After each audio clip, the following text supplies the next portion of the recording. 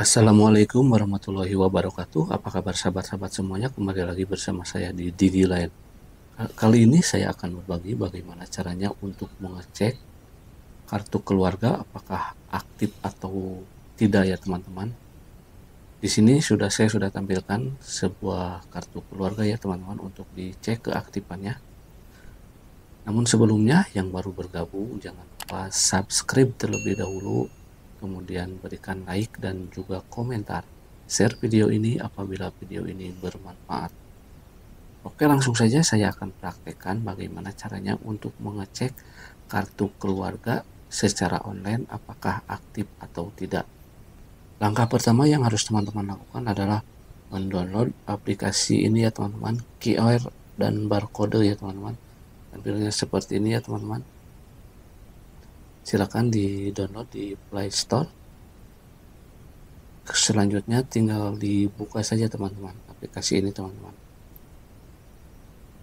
Nah, selanjutnya kita arahkan ke sini ya teman-teman.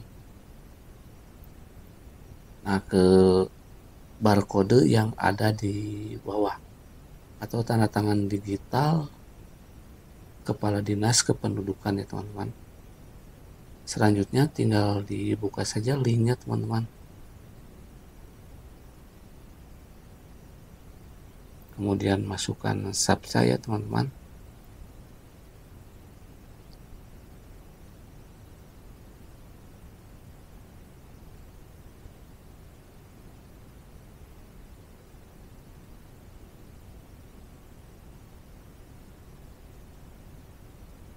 Kemudian pilih tampilkan. Nah, dan ini centang biru ya teman-teman. Bukan biru tapi hijau ya teman-teman.